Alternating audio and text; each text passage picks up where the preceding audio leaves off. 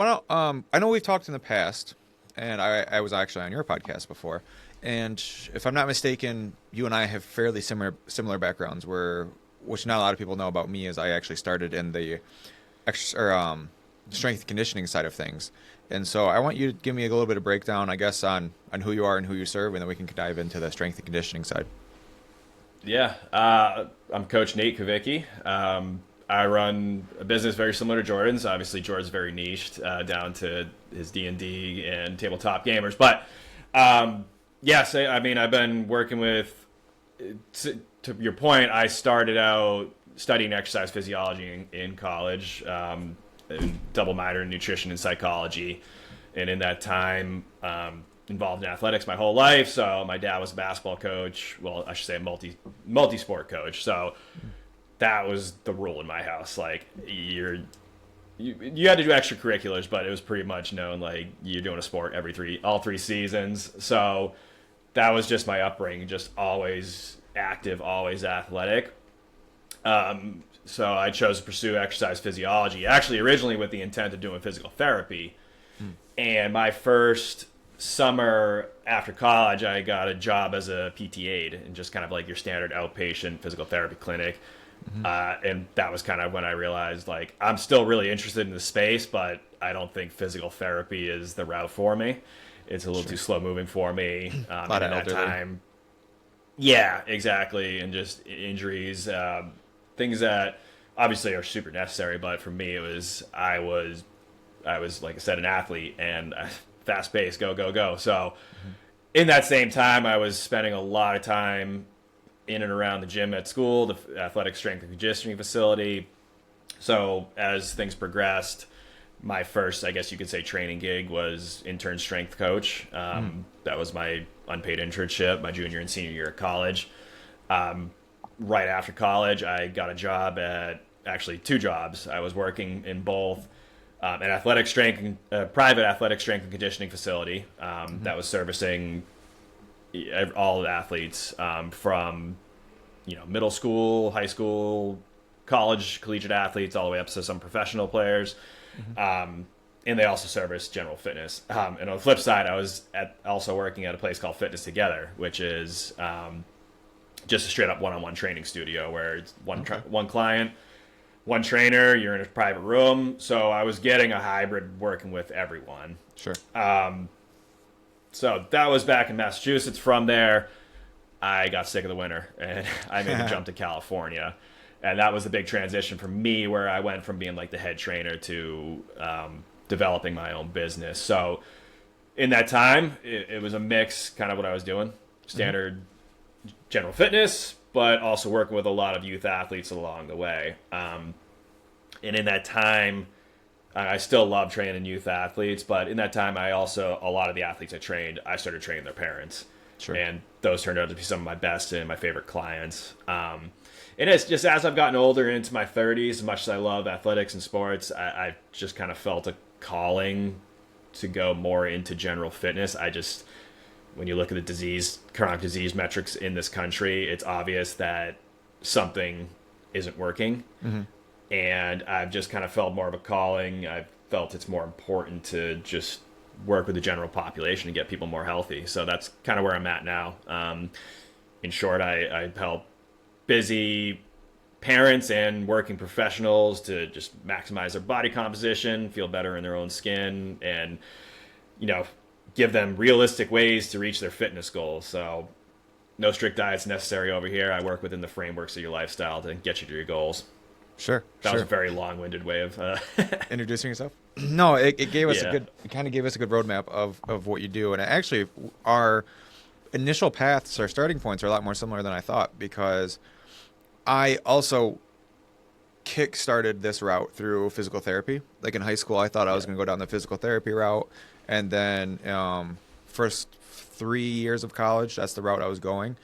And my goal was to become a physical therapist and start my own practice, but it was also going to be a gym to where I would kind of be that blind. Because I'm sure you being in this field, and especially dipping your toes in physical therapy, you see that there's this gray area between, especially when it comes to sports, between being sport ready or field ready and rehabbing. And so I should say backwards, rehabbing to being sport ready. And so there's this gray middle area, and I wanted to fill that gap.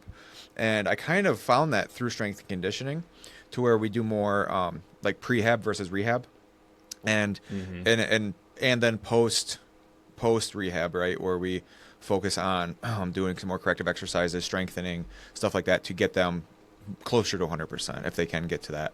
And it sounds like that was pretty much the same route you took. And I also did an internship through a professional sports performance facility. I was only there for a summer, so I think it was 14 weeks I was there, and I worked with like 30-ish professional athletes. But I found like my real bread and butter was also youth, primarily high school.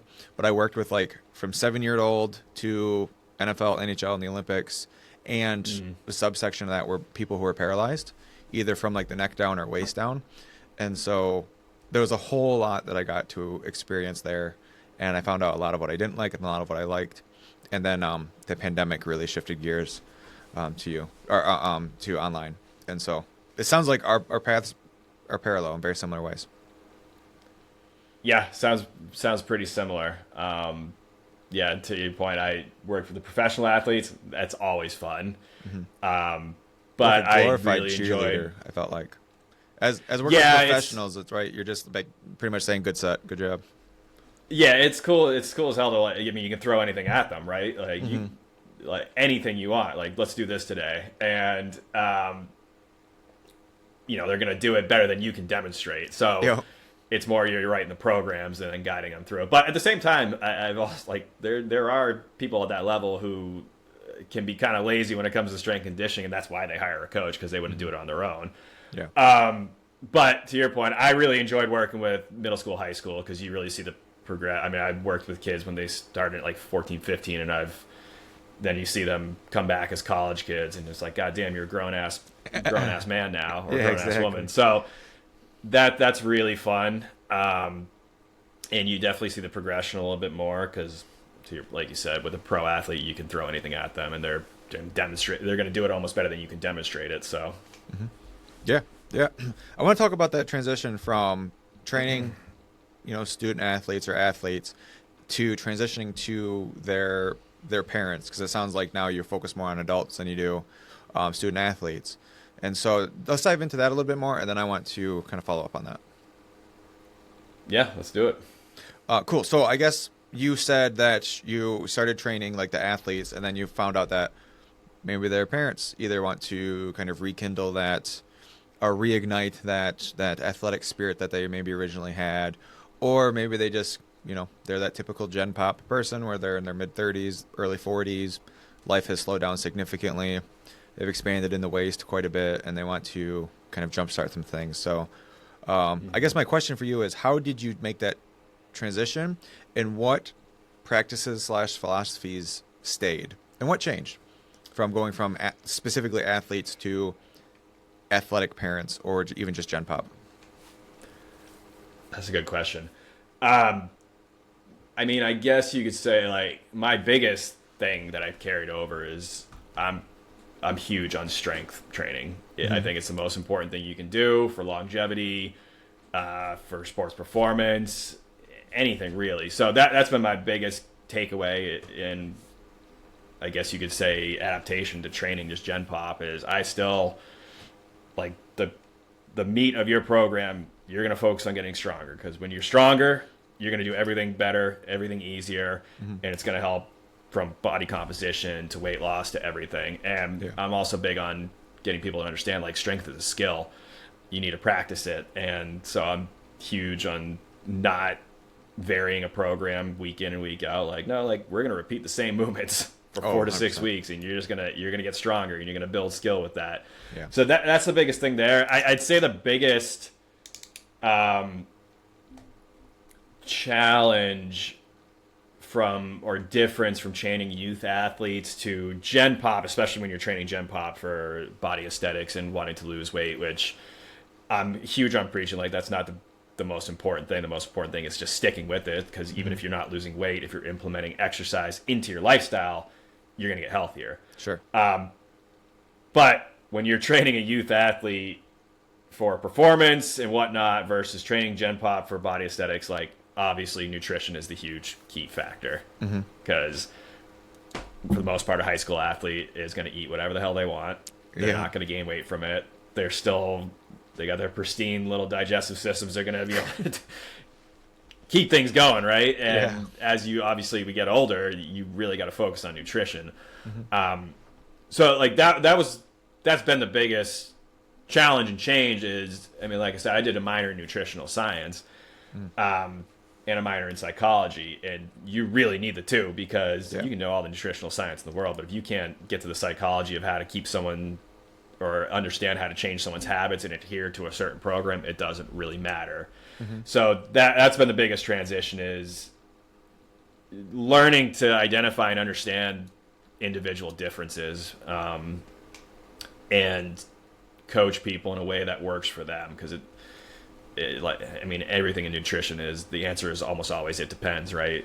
It really depends on who I'm working with. So that's been the biggest thing. I think a lot of trainers, especially younger ones, need to understand when you're getting into this field, what may have worked for you to get in shape and get to your goals, that might not be the solution for the person you're working with. So I think that answered your question. Yeah. No, it was like you took that thought right out of my head, because I kind of have this hierarchy of coaching, like, quality. And so I think everybody starts, 18 years old, this is what I did, this is what works for me, therefore this is what you're going to do, and this is what works for you, right? I would classify that as a bad coach. That's somebody who's been fit their whole life, but they don't really understand the premise of it.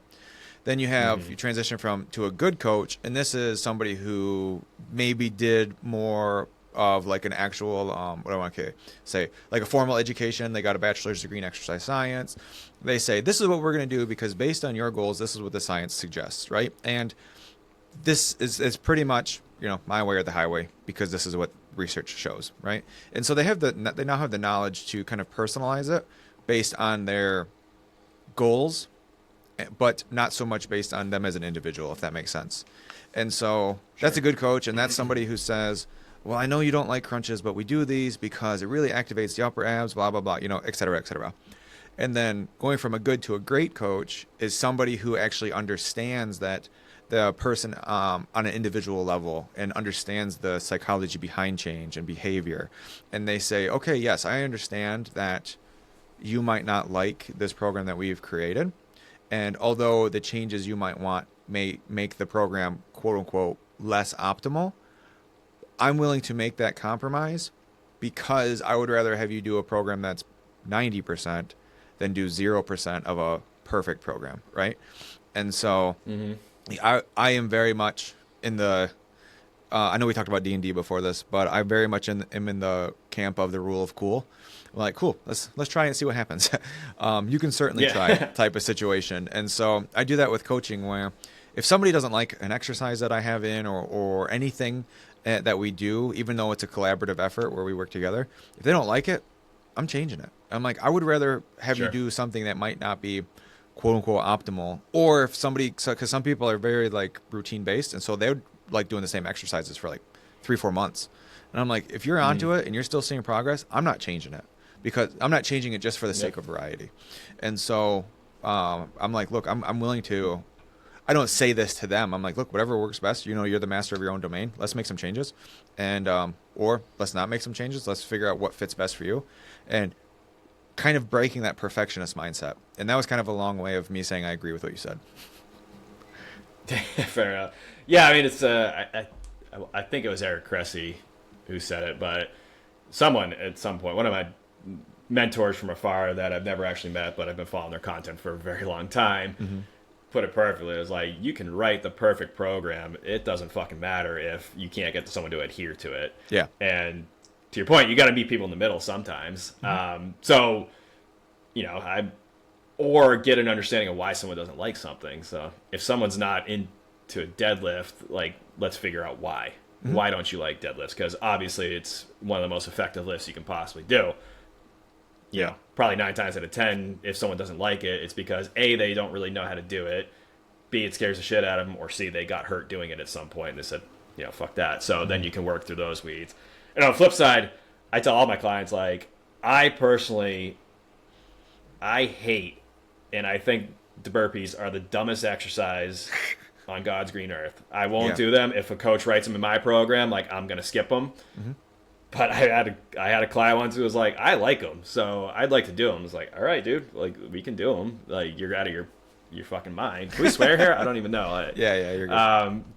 Yeah, and it's like you're out of your mind. I'll put them in there for you, and that's kind of the way I operate is get understanding of why, and then, like you said, meet them halfway or find a different variation that works. Yeah. Yeah, I agree. I'm the exact same way about burpees because they have, going back to strength and conditioning, they have no sport application, right? Like you don't need to be able to jump down, jump back up, and being able to like jump, like the jumping aspect of it. It's like you don't need to do that. There's no sport application to it. But it's a Yeah. hell of a burnout. So, Yeah, I've always said like if your athlete can do a push up and a squat jump, they're good. Because I've fallen over in sports and I didn't need to practice getting up as fast as I could. It's just a very natural thing. I don't think it's a movement that has any practical application to just let's practice this. Like I fell, I got up as fast as I could. I've been doing that since I was a little kid. So yeah. to your point, like yeah, you can be conditioned, but I personally would rather just run some sprints or hit an assault bike. I mean, I wouldn't want to do those because those suck too, but Yeah. I'd rather do those than throwing myself to the ground over and over. Yeah, absolutely. And plus, when you are in a sport situation, you fall down, you get back up. Chances are you're getting up into a sprint. You're not getting up into a jump, right? And Yeah. so even stuff like down ups, where like it's essentially burpees, but for football players, you drop down and get back up. You're getting up in a static position, or you're jumping. Yeah. You're not getting out of a sprint. And so some football drills, like you lay down on the ground and then you get up and you sprint, like going into a race. That is more applicable than like a down up or a burpee. Those are strictly for punishment, right? Yeah, I think that's probably one of the reasons I'm averse to them because I didn't play football too long in my life, but in the time I did when I was younger, they made us do those up downs, and I hated doing those, and that's probably why I'm averse to it. I just like this is not fun for me, so Yeah. I can understand that, but like I said, I will defend to the death the fact that burpees are very overrated. Yep, I agree. I actually have a client very similar to what you said. I think I have just one client doing burpees because he's expressly asked for them because he wants to do like a cardio burnout at the end, and what we were There doing you go. wasn't enough. So Hey, you ask for it, whatever. Yeah, Like, you want to do exactly. it. You're crazy, but go for it, man. yeah, exactly. I I'm create here the for it. program, and I'm like, good luck. Yeah, that's funny. But cool. No, I like how you had to change your philosophy. I'm not trying to hijack my own podcast here, but when I was right around the pandemic, during the pandemic, or sorry, right before the pandemic, I was applying for jobs as a strength coach in like pretty much all of Michigan. And I made it through like the final process of one particular place. And they asked me what my coaching philosophy was. And it was all science based. Like I practice a science based approach, blah, blah, blah. And granted, when you're in a sports setting, it's really hard to individualize 30 different athletes all at the same time. But just saying, Of course. this is what we're doing because the science says so, is very close minded in that way. And being able to think on the fly and adjust based on mostly, I would say, needs over preferences in a sport application can definitely be beneficial because each person's individualized, right? Individual to some degree, right? Yeah, I mean, yes, when you're working in this field, you're dealing with science and you're trying to do your best evidence-based approach, but you're also dealing with human beings, and beings are wildly complex. And learning how to coach someone psychologically and understand the motivations of a person, that's as much a science as it is an art form. So you have to be ready to adapt and change things up because human beings are very similar, and at the same time they're also very, very different. Yeah. So Yeah, absolutely. And like you said, you listen to the science, not only of the science of, what these books say, like these books of this is the way to periodize a program, but it's also the quote unquote soft science of listening and reading between the lines of what the client is saying and what's going on. Why didn't they do their workout? What's in the workout that they don't like? And there's also, like you said, a science and an art form to that. I would say more art than science, but that's definitely, I would say, the more important piece to the puzzle. Because if you can just get somebody moving, chances are they're probably going to see progress. Oh yeah, I mean, half the people I work with, I don't need to periodize for. They just, Oh yeah. most people just need to show up and lift consistently. That's all it takes. Mm-hmm. They don't need to hit like, or at least super calculated 1 rep maxes. Even a lot of athletes don't. They just need to show up and lift hard. But obviously, the higher level you get, you want to be a little more calculated. So, Mm-hmm. to your point, it just really depends on the person. But I found that you got to find a way to get someone to just keep showing up, and if they're not, get to the root of why. Yeah. Are the workouts too long? Do you not enjoy them? What's going on? Mm-hmm. Yeah, absolutely, absolutely. You mentioned that there was a big philosophy shift, or I would say larger emphasis on nutrition, going from athletes to more adults or athletic adults. Talk to me about that. Yeah, I mean, like I said, number one with teenagers, it's just they can eat whatever the hell they want, Mm-hmm. and for the most part. Although that said, the childhood obesity numbers in our country are obviously starting to become a little shocking. So that's starting to become less and less true. But if you're talking aesthetics, I mean, and performance too. But if you're talking aesthetics and you want someone to lose, if someone wants to lose weight and develop muscle tissue and lose body fat, nutrition needs to be a piece to it, and you have to know how to coach someone through nutrition and understand their motivations, their desires, what they're ready to do, what they're able to do, what they're willing to do. You have to understand all the aspects of their life, what kind of budget they're working with, do they have kids? So that my program, when I work with someone nowadays, I do a pretty extensive kickoff call on all my programs. It's usually about an hour, and I just feel like I owe it to a client when I'm starting out with them. I'm going to sit down. We're going to sit down. We're going to map things out, and I'm going to spend some time with you understanding your life. And a lot of that is, I'd probably say 40% of that call is usually nutrition. And because to your point, like you can throw together a simple program. Here's your exercise program. Any questions? Usually no. All right, let's go.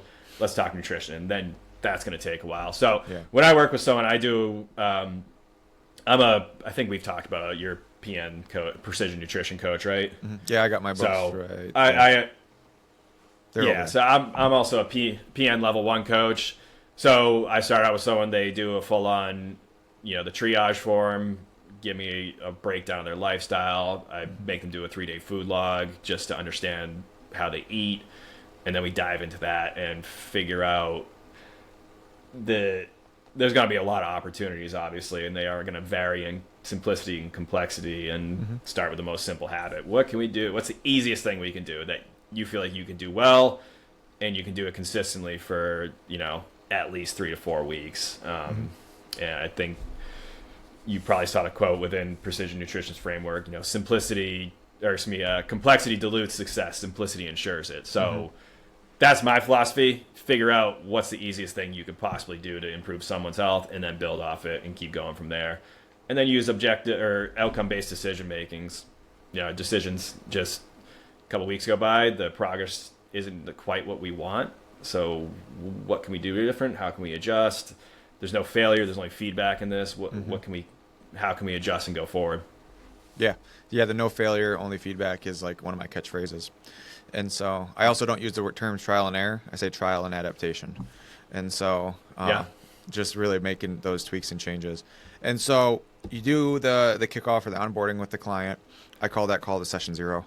And so you're working together to create, obviously the program specifically, you said more emphasis on nutrition. You can kind of give me some broad strokes. What are some of the most common challenges with nutrition, or what I want to say, setbacks? So like, what do you normally turn towards first, or what do you see that most clients falter on? I kind of have a notion that I'm trying to lead you to, but I want to try to do it without actually. Yeah. With the food log, assuming someone's accurate with it, which people necessarily are not super accurate, but most of the people I first start with, one of their big issues is just uncontrolled and unseen or unnoticed snacking. I had one client where, and I always open it up when I talk to someone on nutrition, like, all right, so you did these 2 exercises.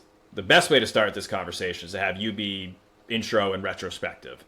It's like, what did you notice about what you've been doing with your eating habits that you would deem unhealthy or not optimal, and just go from there. Yeah. So I had a recent client, and that was the first thing she said. She's like, I notice I eat a lot of candy. Like, just throughout the day, I'll just randomly grab a little piece. And that happens a couple times a day.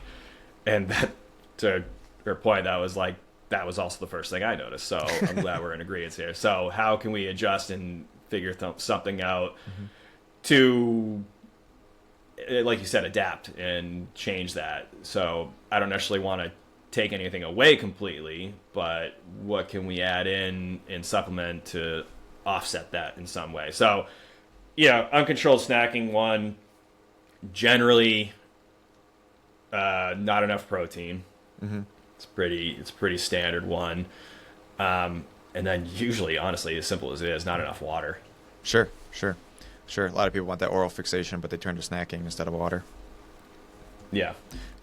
No, I would agree with that. I actually had a client, a female client, so she was eating not a terribly large amount of calories, and she did a food log, and she found out that her mindless snacking, run into the kitchen, as you pass the kitchen, you grab a handful of M&Ms, finish your food off your kid's plate, that type of stuff. She said that was anywhere between 700 to 1,000 calories. And I'm saying that was, a woman, so lower normal maintenance calories.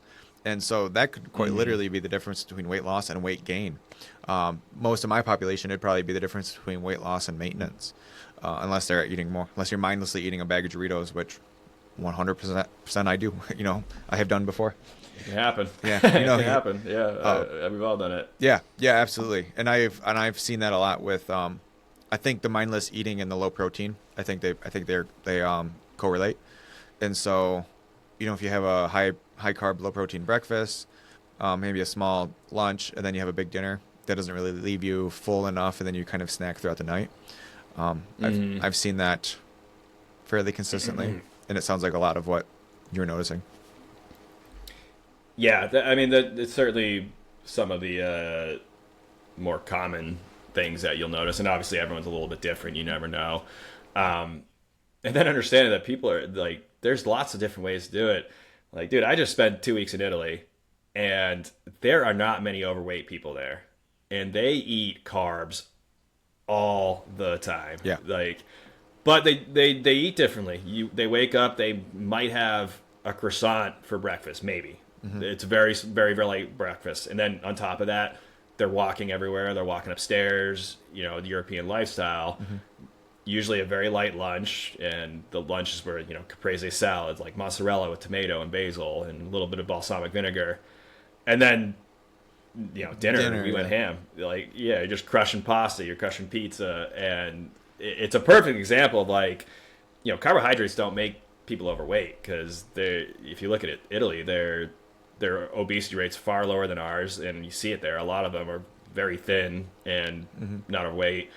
On top of that, they have, I forget how many, but a couple of the blue zones in that region where people are living to 100 years old, and they're eating and drinking wine all the time. So it's very different.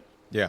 Yep. But I think the main key takeaways, like you said, are there's a level of moderation there, and then also just the completely change in activity level or lifestyle, I'll say, because, us Americans like to sit a lot, myself included.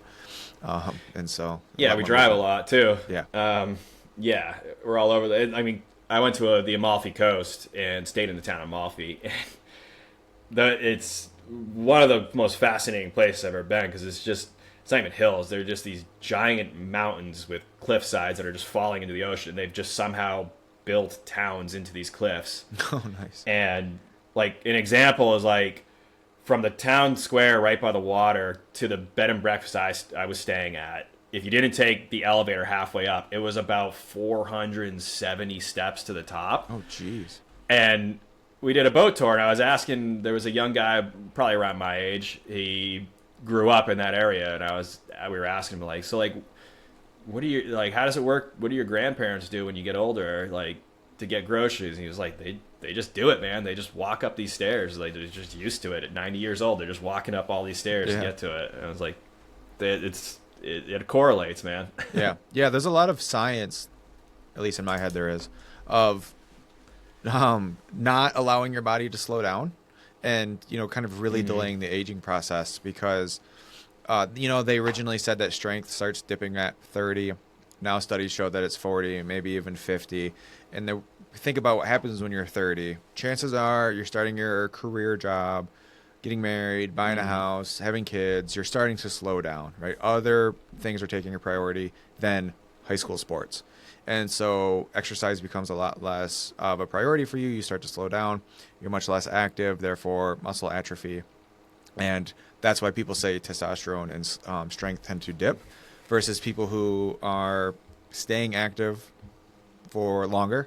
I think Ronnie Coleman, hit his peak at 38. I mean, obviously he's an extreme case, but I think that's when he squatted over 800 pounds was when he was 38.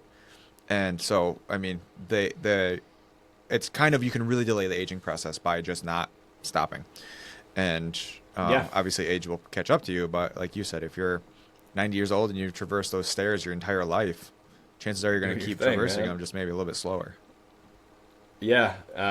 It's funny you're saying this 'cause tomorrow is actually my 36th birthday, Nice. and I'm actually the strongest and most fit I've been in my life. Mm-hmm. And most of it's because of just discipline at this point. I lift the weights week in and week out. Mm-hmm. I found enjoyable ways to get my cardio in, and I feel probably more physically fit than I was in my 20s, and I've been an athlete my whole life. So, to your point, yeah, like the science shows, like things can start going downhill at 30, Right. but what are you doing at 30? Are you doing nothing? Because then, yeah, things are going to shift and go the wrong direction. But Mm-hmm.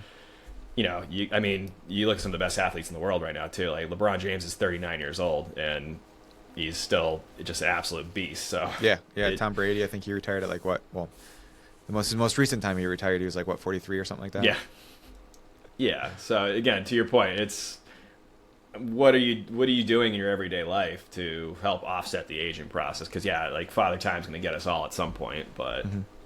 Yeah. if you're climbing stairs in your 90s, you're doing all right. And part of it too over there is like also stress levels. Like they wake up every day and they just look out at like the most beautiful view you've ever seen in your life. Mm-hmm. They drink wine very moderately. They're very social over there. Family's a huge thing, so obviously stress plays into in your environment plays into it as well. Yeah. Yeah, I watched a show. I don't think I actually finished it. It was on Netflix. You probably have seen it. It's about they go to different blue zones, and for Yeah. those who don't know, blue zones are where there's a larger population of people 100 plus years old, and they kind of gauged or what I want to say assessed the lifestyle, community, et cetera, et cetera, and they said a large part of just overall in general was like you said, lower stress and much, much, Mm. much more emphasis on the family output to where sometimes Yeah. you'll have like 3, 4 generations in one house where, the grandkids are helping take care of the grandparents and like a much more importance on the family unit and how that has really improved just longevity because, look at what we do, grandma gets too old, she can't even drive anymore. So fuck her, we're going to throw her into an assisted living and their quality of life just I tanks. hope not. Yeah, exactly. And so, yeah, I can see it having a much stronger familial bond can not only improve, like, because they said, like, love and camaraderie and stuff like that was part of it, but I think just having that Hmm. support system around you can be very beneficial. Yeah, man. I think I know the show you're talking about. Was it the one with Zac Efron? I think. No, it wasn't that one. I forgot what it was called. It was on Netflix. I can send it to you. I haven't had Netflix in like a year. I boycotted them. Yeah, fair enough. To your point, it's actually funny. The bed and breakfast I stayed in down there was family run. It was like a 3-story house. They converted their whole top floor into a bed and breakfast, like 5 or 6 rooms, and then the bottom floors. It was like a couple generations. It was like grandma was cooking breakfast for us. Then the next generation was up there serving us breakfast, and then the youngest generation walked down to the docks when we got there and helped us carry our suitcases up all the stairs. Nice. So it was super, super, super cool. And to your point, you saw like the familial bond, the lifestyle, and how they operate. And again, it also helps to wake up every day and look out from And look at the ocean. an aerial view of like, yeah, look at the Mediterranean Ocean. Yeah, yeah, absolutely. It was called Live to 100: Secrets of the Blue Zones. Not exactly a subtle Okay, title. yeah, okay. Yeah, right. But no, go ahead. I was just gonna say I was asked because there was another show, I think it was called Down to Earth or something like that. It was Zac Efron was randomly the host with another guy, and they explored one of the islands in Italy. Same thing, had a super high per capita of people who lived to be or centennials lived to be 100, and examined their lifestyle and saw like, hey, they drink wine every day and they're still living to 100, but they're climbing these crazy steep hills their whole life. They're low stress. They have family bonds, things like that. So it was very, very interesting. Yeah, no, absolutely, absolutely. You mentioned that a big part of your program is finding fun ways to do cardio. What have you found to be fun? Yeah. Shit, man. I have too many hobbies. So for a long time, basketball has always been my thing. I backed off of it this past year. As much as I love it, it just tears me up when I play full court basketball. I was always just so sore the next day. And then the last time, I would still play, but the last time I played pickup, I saw a dude really severely sprain his ankle, and then like 40 minutes later, I saw a dude blow his Achilles out. Yeah. And I was like, I love this, but I just don't want that to happen, man. So, which, you're never going to get away from injuries as much as you'll try to prevent them. Shit can happen. So I still get out there and I'll play pickup. Biggest thing for me is making sure it's a level-headed group and people who aren't acting like it's the Final Four. And, these days, this last 6 months, this year, a couple years back, I was doing Muay Thai, and nice. I fell off of it. And then starting like December, I was like, this next year, I'm going to get back into it. So once a week, I work one-on-one with a Muay Thai coach. So that's been one of the ways I do cardio. I had my road biking phase back in COVID. It's funny.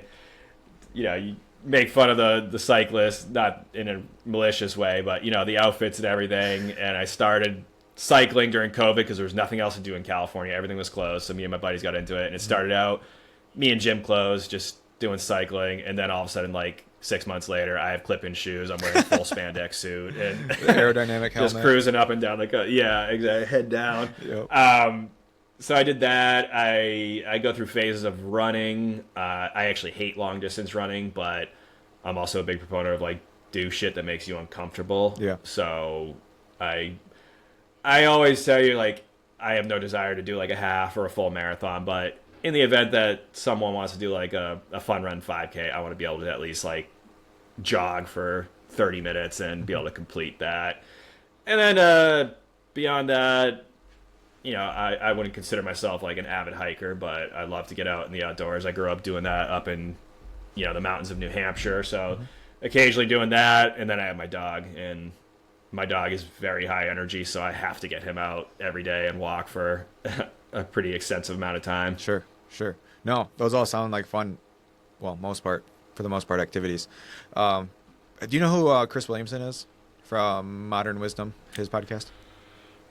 No, I don't think so. He's just like another one of the bigger podcasters, but he talks about how, because he ruptured his Achilles through pickup basketball, I'm pretty sure. And he said that there's a lot of guys in that, mid 30 range where they haven't played since high school, and they think they can kind of pick things back up right where they left off, and they go for a layup and they fucking blow their Achilles out. And he was talking about how he's had like multiple friends do that type of situation. And so you're not alone in seeing that. So I think the data suggests that maybe your mid-30s, you should ease up, pump the brakes on no basketball. Yeah, it's challenging. I still love it. I still want to play it all the time. That can happen. I work with a guy, actually another trainer. He blew his out last year playing co-op or co-ed softball, tracking down a fly ball. I saw another buddy do it playing basketball. It's challenging because even though I'm built like a long distance, slow long distance runner, like I am not. I'm actually a pretty explosive, like sprint as fast as you can type person. I haven't my whole life. I've always just kind of been faster than everyone. So that's what I like doing. I like running and I like sprinting and I like jumping and being explosive. So that's like challenging when that's who you've been your whole life, trying to tone that down. Because it's fun. Yeah. Simply put. No, I agree. Last summer I went through a massive strength building phase where I was just trying to be as strong as possible. And then this summer I'm having some shoulder issues. Like they just sore and they feel weak, and I kind of know what that can lead to, and so I'm really laying off the weights, and I'm trying to get into running more, because I used to like running. I used to actually like, when I was in late high school, early college, I'd like to, because I'd work at Applebee's, so I'd close down Applebee's at like midnight and go outside, come home, change, and go out and run and just stare at the stars at like 12:30. And it was a very peaceful moment, as every step you're wondering if this is going to be your last, because your heart's going to explode. Yeah. And so I want to kind of rekindle that or reignite that. And I've been running a little bit the last couple of weeks. And yesterday I hit a PR of 1.31 miles, which is like a PR for me, a distance PR from like 10 years, because I have just never run. And last year I got close to benching 405, but could barely make it up the stairs without getting out of breath. And now I'm trying to really change that. Yeah. It makes sense. Yeah. I mean, fuck, man. The older you get, like, if you're not used to running, developing running economy is a long and painstaking process. Like, it takes a long time to develop it. And I took a little break because I actually had a minor back injury last year too, and it took me out of lifting the way I normally would for a good like 3-4 months, and learning how to deal with that. But like I said, I just have too many hobbies, too many interests. I do Muay Thai, and then last year I was really into steel mace training for a little bit. Still am a little bit. I do kettlebell work. So I mean, I do everything. Yeah, making it fun. Speaking of hobbies, we talked a little bit about D&D. That's a relatively new hobby, or you were first exposed to it during the pandemic, or something like that, right? Talk to me about that. No, new. Probably 2 years ago, I think. When I first moved to Santa Barbara, I've been here just about 3 years now. Actually, literally just over 3 years now. Nice. We had a group of friends here. One of my wife's best friends from her childhood lived here, so we had kind of like a built-in social group here. And a couple months into living here, we're talking at like a birthday party or something, and one of the guys that I became friendly with like brought it up. I don't remember exactly how it came up. I've always been intrigued by it. I didn't even know what it was. I thought it was just a straight up board game. And I was like, dude, I'd be really interested in playing, because I've always been into Harry Potter and Lord of the Rings and just sci-fi and fantasy. I like love it. And I was like, I'd really be interested in trying it out. Right. And then, he's like, all right, cool. I'm like putting together a group, and that's where it started. And then he's like, he sent me the initial email. He's like, here's the player handbook. And I opened the file. I was like, oh my God, this thing's like 500 freaking pages. Like, what is this? So he was like, it's not too big of a deal. He's like, you just follow this part, develop your character, and go from there.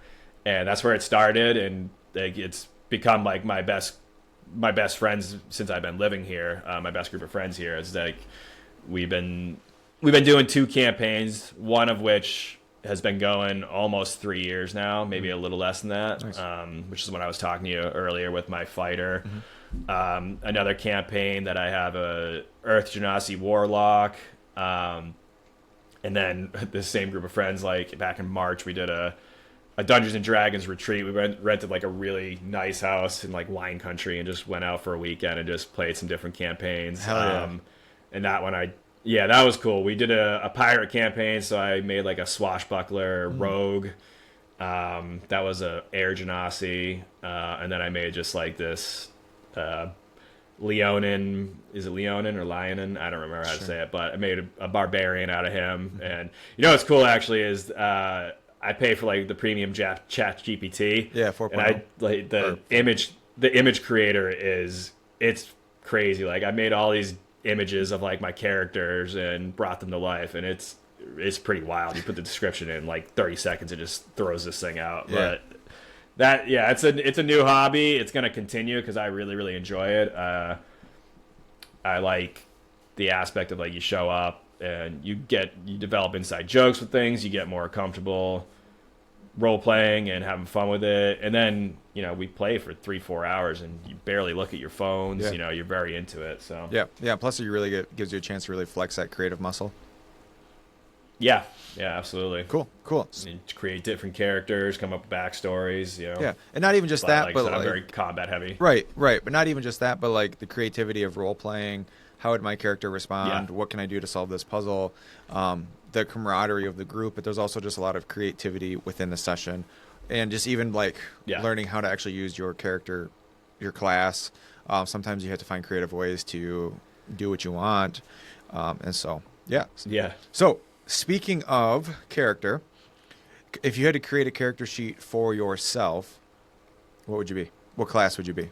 I knew you were gonna ask me this because I saw when you did live with Ashley, and she asked you that. Mm-hmm. That's tough. You can multi-class. I know. Part of me wants to say I'd love to be a bard, but I'm not charismatic enough to do that or bold enough to sing. But I would like to think that I can play instruments and do that and charm people. The athlete in me says a fighter or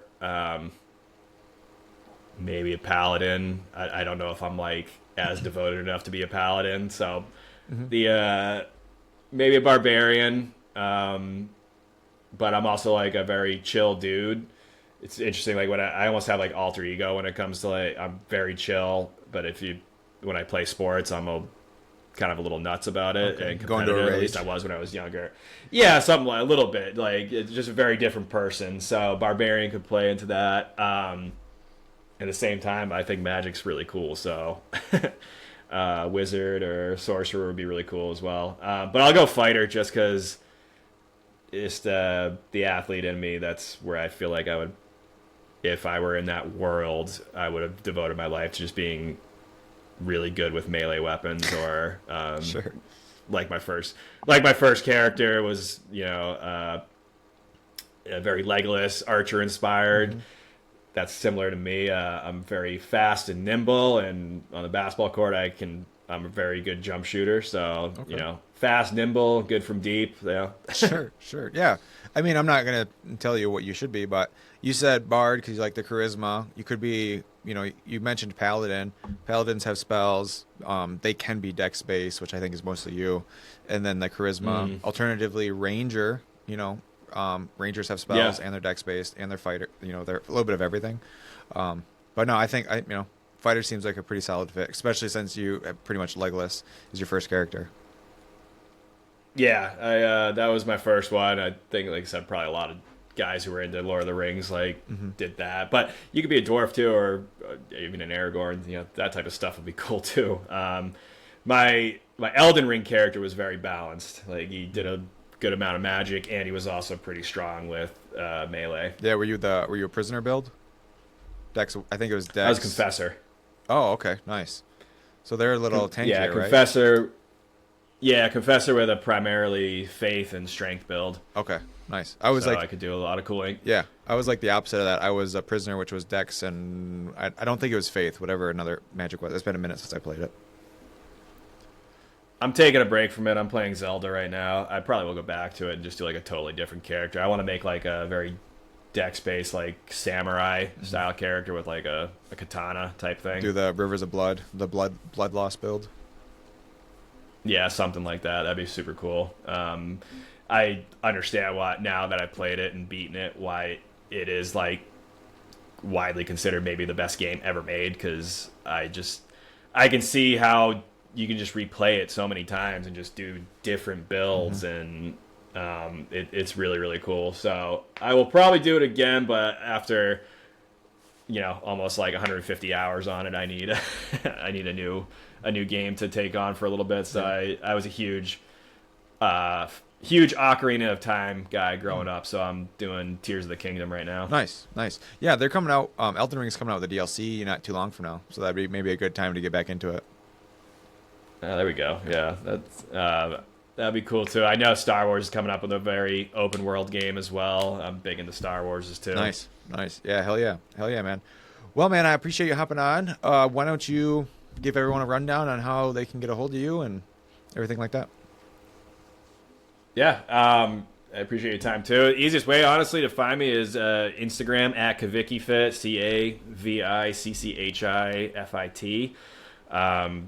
You can use my website, but this day and age, the easiest way to reach me is just via DM on Instagram. And that's pretty much it. If you're in the Santa Barbara area, I'm here. Well, I shouldn't even say that because I'm about to move to San Francisco in 5 weeks. So, yeah, San Francisco, I still train a little bit in person, which I'll continue when I get up there. But most of my coaching now is online. So find me on Instagram. Hell yeah, man. Hell yeah.